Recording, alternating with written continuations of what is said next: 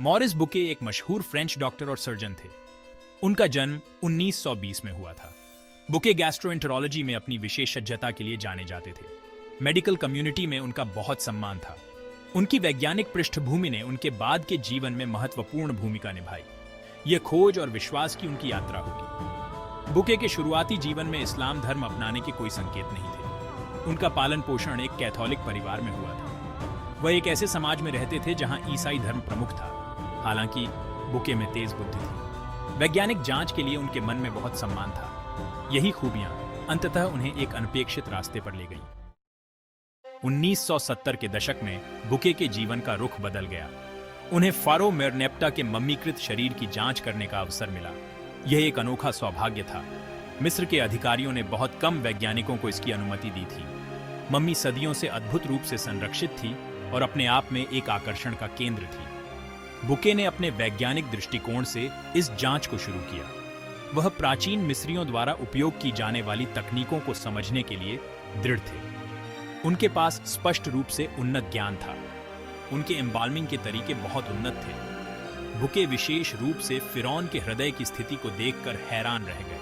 इसमें क्षति के निशान थे। इससे मौत का एक संभावित कारण पता चलता था। बारीकी से मम्मी का अध्ययन किया। उन्होंने मम्मी के हर छोटे से छोटे विवरण को ध्यान से देखा ताकि कोई भी महत्वपूर्ण जानकारी छूट न जाए। उन्होंने उस समय उपलब्ध नवीनतम वैज्ञानिक तरीकों का इस्तेमाल किया। इन तरीकों में डीएनए विश्लेषण, रेडियोकार्बन डेटिंग और अन्य अत्याधुनिक तकनीकें शामिल थीं। उनका लक्ष्य मृत्यु का कारण निर्धारित करना था। इसके लिए उन्होंने मम्मी के विभिन्न हिस्सों की गहन जांच की और कई परीक्षण किए। उनके निष्कर्ष चौंकाने वाले थे। उन्होंने जो पाया वह इतिहास की किताबों में लिखी बातों से बिल्कुल अलग था। उन्होंने स्वीकृत हिस्टोरिकल कहानी को चुनौती दी। उनके निष्कर्षों ने प्राचीन इतिहास के कई पहलुओं पर सवाल खड़े कर दिए। फिरौन की मृत्यु दिल का दौरा पड़ने से नहीं हुई थी, जैसा कि पहले सोचा गया था। यह एक बहुत ही महत्वपूर्ण खोज थी। इसके बजाय सबूत एक अलग ही कारण की ओर इशारा कर रहे थे। यह कारण पहले कभी नहीं सोचा गया था। फिरौन की मौत डूबने से हुई थी। यह निष्कर्ष प्राचीन मिस्र के इतिहास को एक नई दिशा में ले गया। यह एक महत्वपूर्ण रहस्य उद्घाटन था। इसने इतिहासकारों और वैज्ञानिकों को नए सिरे से सोचने पर मजबूर कर दिया। यह बाइबल में दिए गए वृत्तांत के विपरीत था। बाइबल में फिरौन की मौत का वर्णन अलग तरीके से किया गया था। उन धर्म ग्रंथों के अनुसार फिरौन लाल सागर में मारा गया था। यह घटना धार्मिक और ऐतिहासिक दृष्टिकोण से बहुत महत्वपूर्ण थी। यह घटना मूसा की कहानी का केंद्र थी। मूसा और फिरौन की कहानी सदियों से लोगों के बीच प्रचलित है। बुके इस बात से बहुत उत्सुक हुए। उन्होंने इस रहस्य को और गहराई से समझने का निर्णय लिया। उन्होंने अन्य प्राचीन ग्रंथों का पता लगाना शुरू कर दिया। इन ग्रंथों में छिपे रहस्यों को उजागर करने के लिए उन्होंने कड़ी मेहनत की। उन्होंने एक ऐसे वृत्तांत की खोज की जो उनके वैज्ञानिक निष्कर्षों से मेल खाता हो। यह खोज उनके लिए एक बड़ी सफलता थी और इसने इतिहास के कई रहस्यों को उजागर किया।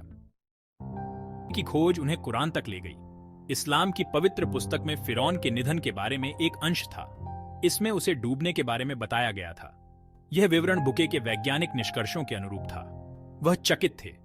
उन्होंने पाया कि कुरान उन ऐतिहासिक अशुद्धियों से मुक्त था जो उन्होंने बाइबल में देखी थी। इस खोज का बुके पर गहरा प्रभाव पड़ा। इसने उनके मौजूदा विश्वासों को चुनौती दी। उन्होंने बाइबल को ईश्वर का वचन माना था, फिर भी इसमें विसंगतियां थीं। दूसरी ओर कुरान ने घटनाओं का एक ऐसा संस्करण प्रस्तुत किया जो वैज्ञानिक प्रमाणों से मेल खाता था। इस एहसास ने उनकी जिज्ञासा को और बढ़ा दिया। उन्होंने इस्लाम धर्म के अध्ययन में खुद को और गहराई से डुबो दिया। अपने निष्कर्षों की पुष्टि करने के लिए उत्सुक बुके ने सऊदी अरब की यात्रा की। उन्होंने प्रमुख मुस्लिम विद्वानों के एक सम्मेलन में भाग लिया। उन्होंने अपना शोध प्रस्तुत किया और फिरौन की मम्मी के बारे में अपनी टिप्पणियों को सबके साथ साझा किया।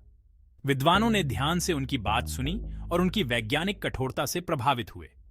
उन्होंने पुष्टि की कि फिरौन की मृत्यु के बारे में कुरान का वर्णन वास्तव में सटीक था। उन्होंने बताया कि कुरान केवल इतिहास या विज्ञान की किताब नहीं थी, बल्कि यह एक ईश्वरीय रहस्योद्घाटन था। इसमें मानवीय समझ से परे ज्ञान था। बुके इस अनुभव से बहुत प्रभावित हुए। उन्होंने वैज्ञानिक सत्य की तलाश की थी और ऐसा करने पर उन्हें उससे भी बड़ी किसी चीज का पता चला था। वैज्ञानिक प्रमाणों और कुरानी रहस्योद्घाटन के मिलन ने बुके को एक जीवन बदलने वाले फैसले तक पहुंचाया। उन्होंने पाया कि कुरान में वर्णित कई वैज्ञानिक तथ्यों का आधुनिक विज्ञान से मेल है। यह खोज उनके लिए एक चौंकाने वाला और प्रेरणादायक अनुभव था। उन्होंने इस्लाम धर्म अपना लिया। यह निर्णय उनके लिए केवल एक धार्मिक परिवर्तन नहीं था, बल्कि एक गहन आत्मिक यात्रा की शुरुआत थी। यह एक गहरा व्यक्तिगत परिवर्तन था।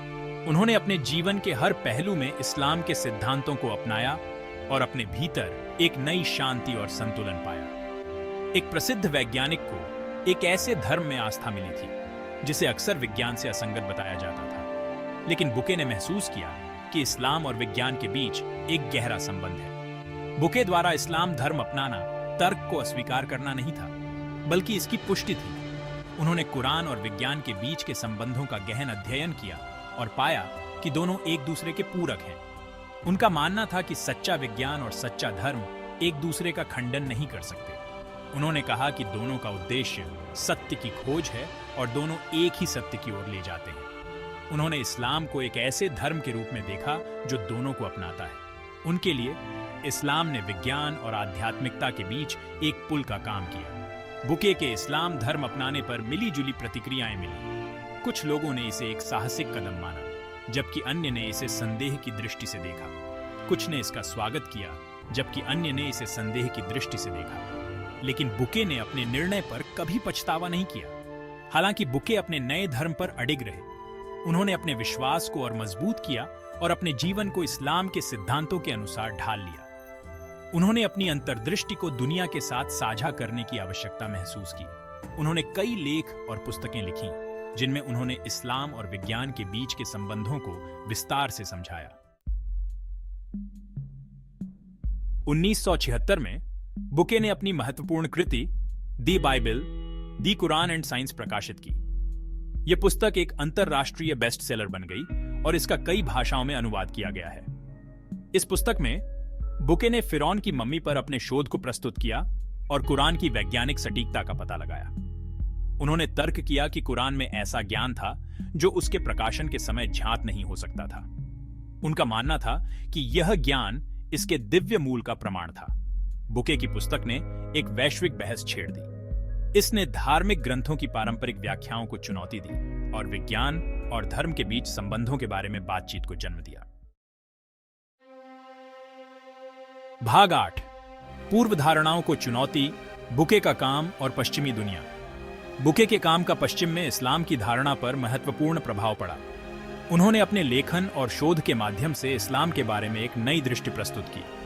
उन्होंने एक अलग कहानी पेश की जो पारंपरिक दृष्टिकोण से भिन्न थी। इसने प्रचलित रूढ़ियों को चुनौती दी और लोगों को सोचने पर मजबूर किया। उन्होंने इस्लाम को एक तर्क संगत और वैज्ञानिक धर्म के रूप में चित्रित किया जो विज्ञान और धर्म के बीच के संबंधों को उजागर करता है। यह बात बहुत से पाठकों को झंझी और उन्होंने इसे खुले दिल से स्वीकार किया। वे उसकी दलीलों से प्रभावित हुए और उन्होंने इस पर गहराई से विचार किया। वे एक नए दृष्टिकोण पर विचार करने के लिए तैयार थे जो उनके लिए एक नई सोच का द्वार खोलता था। बुके की पुस्तक का आलोचना का भी सामना करना पड़ा, क्योंकि हर नई सोच को चुनौती मिलती है। कुछ विद्वानों ने उनकी व्याख्याओं पर सवाल उठाए और उनके निष्कर्षों की सत्यता पर संदेह किया। उन्होंने उन पर सबूतों को तोड़ मरोड़ कर पेश करने का आरोप लगाया, जो एक गंभीर आरोप था। हालांकि बुके के काम का स्थायी प्रभाव पड़ा और यह समय की कसौटी पर खरा उतरा। इसने लोगों को गंभीर रूप से सोचने के लिए प्रोत्साहित किया और उन्हें अपने पूर्वाग्रहों को चुनौती देने के लिए प्रेरित किया। इसने इस्लाम की अधिक समझ को बढ़ावा दिया और लोगों को एक नए दृष्टिकोण से सोचने के लिए प्रेरित किया। भाग 9, जांच की विरासत, विज्ञान और धर्म के बीच प्रेरक संवाद। मॉरिस बुके की यात्रा उल्लेखनीय थी। वह विज्ञान के व्यक्ति थे, वह तर्क से निर्देशित थे। फिर भी उन्होंने एक ऐसे तरीके से विश्वास पाया जिसने कई लोगों को आश्चर्यचकित कर दिया। उनका काम प्रेरित करता रहता है, यह संवाद को प्रोत्साहित करता है, यह समझ को बढ़ावा देता है। बुके की विरासत खुले विचारों वाली जांच की शक्ति का प्रमाण है। यह दर्शाता है कि विज्ञान और धर्म परस्पर अनन्य नहीं है, वे सह अस्तित्व में रह सकते हैं, वे एक दूसरे के पूरक भी हो सकते हैं। बुके की कहानी एक अनुस्मारक है कि सत्य की खोज अप्रत्याशित गंतव्यों तक ले जा सकती है। भाग 10, विवाद से परे, मॉरिस बुके का स्थायी संदेश। मॉरिस बुके का काम आज भी प्रासंगिक है। यह अर्थ की निरंतर खोज की बात करता है। यह आस्था और तर्क के बीच कथित संघर्ष को संबोधित करता है। बुके का संदेश आशा का है। यह बताता है कि हम अपनी वैज्ञानिक समझ का तालमेल अपने आध्यात्मिक विश्वासों के साथ बिठा सकते हैं। वह हमें दोनों को खुले मन से स्वीकार करने के लिए प्रोत्साहित करते हैं। बुके की विरासत एक अनुस्मारक है कि खोज की यात्रा जारी है। सीखने के लिए हमेशा कुछ न कुछ होता है। हमें कभी भी सवाल करना बंद नहीं करना चाहिए। हमें ज्ञान की तलाश कभी बंद नहीं करनी चाहिए। भाग 11 निष्कर्ष। खुले विचारों वाली जांच की शक्ति का प्रमाण। मॉरिस बुके की कहानी जिज्ञासा की शक्ति का प्रमाण है। यह सत्य की तलाश के महत्व पर प्रकाश डालता है। यह दर्शाता है कि ज्ञान अप्रत्याशित स्रोतों से आ सकता है। प्रसिद्ध वैज्ञानिक से धर्मनिष्ठ मुसलमान बनने तक की उनकी यात्रा प्रेरक और विचारोत्तेजक दोनों है। यह हमें अपने स्वयं के विश्वासों की जांच करने के लिए प्रोत्साहित करता है। यह हमें याद दिलाता है कि ज्ञान की खोज एक आजीवन प्रयास है।